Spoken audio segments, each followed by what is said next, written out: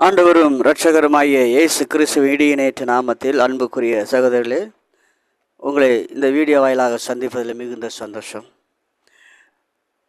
நாம் உண்மை இல்லாதவர்களாய் இருந்தாலும் அவர் உண்மை உள்ளவராய் இருக்கிறார். ஆம், ஆண்டவராய் இயேசு வேதவசனம் இந்த 2 தீமோத்தேயு புத்தகம் 2வது அதிகாரம் 13வது வசனத்தில் நாம் உண்மை இல்லாதவர்களாய் இருக்கிறோம், ஆனால் அவரோ தேவனோ உண்மை உள்ளவர். தேவன் உண்மை உள்ளவராய் இருக்கிறார். ஆம், அன்புக்குரிய சகோதர சகோதரிகளே, தேவன் உண்மை உள்ளவராய் இருக்கிறார். ஆண்டவர் எந்த ஒரு வார்த்தையும் சொல்லிவிட்டு அவர் மாறுகிறவர் அல்ல. அவர் சொன்னதே நிறைவேறும். ஆபிரகாமை பார்த்து சொன்னார், நான் உன்னை ஆசீர்வதிப்பேன், நான் உன்னை பெரிய ஜாதி ஆக்குவேன் என்று சொன்னார். அவனுடைய வேலைக்காரன் வந்து சொல்லுகிறான், என் எஜமானன் பெரிய செல்வச்சியமானாக இருக்கிறார் என்று சொன்னான். யாக்கோபை பார்த்து சொன்னார், நான் உன்னோடு கூட இருந்து உன்னை காத்து உன்னை பெரிய ஜாதியை ஆக்கி உன்னை வழிநடத்துவேன் என்று சொன்னார்.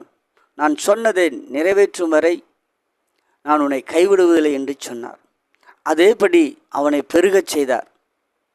ஆம், அன்புக்குரிய சகோதரனே சகோதரியே, இந்த நாளில் உன்னுடைய வாழ்க்கையில் தேவனுடைய வார்த்தை வந்தால் அது வந்தது தான்.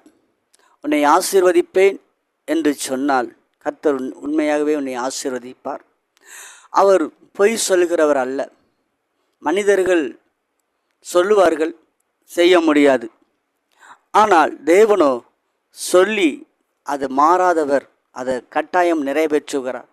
உன்னுடைய வாழ்க்கையில் ஆசீர்வதிப்பேன் என்று சொன்னால் கட்டாயமாக அவர் ஆசீர்வதித்தே ஆவார். ஆம், அன்புக்குரிய சகோதரனே, அவர் பொய் சொல்ல மனிதன் அல்ல, மனம் மாற மனு புத்திரன் அல்ல என்று வேதவசனம் சொல்லுகிறது. அவர் உன்னை ஆசீர்வதிப்பேன் என்று வார்த்தை நீ நம்பிக்கையோடு இருக்கும் பொழுது கர்த்தர் உன்னை ஆசீர்வதிப்பார். ஆம், அவர் சொன்ன வார்த்தையில் நாம் திசை மாறாமல் நாம் நிலைத்திருக்கும் பொழுது அவர் மனம் மாறாமல் நம்மை ஆசீர்வதிக்கிறவர். அவர் உண்மை உள்ளவர். நாம் உண்மை இல்லாதவர்கள், மனிதர்களாகிய நாம் உண்மை இல்லாதவர்கள், ஆனால் அவர் உண்மை உள்ளவர். ஆகையினாலே அவர் சொன்னதை நிறைவேற்றி முடிப்பார். ஆம், அன்புக்குரியவர்களே, உங்களுடைய வாழ்க்கையில் கர்த்தர் கொடுத்த வாக்கு தத்தத்தின்படி உங்களை ஆசீர்வதிக்க அவர் உண்மை உள்ள ஆசீர்வதிப்பேன் என்று. ஆனால் நாம் என்ன செய்ய வேண்டியதில்லை, யோசிக்க வேண்டியதில்லை. ஆம், இந்த ஆண்டவராய் இயேசு உங்களை ஆசீர்வதிக்கிற போதுமானவராய் இருக்கிறார். அவர் உண்மை உள்ளவர். கர்த்தர் உண்மை உள்ளவர். மனிதர்கள் உண்மையற்ற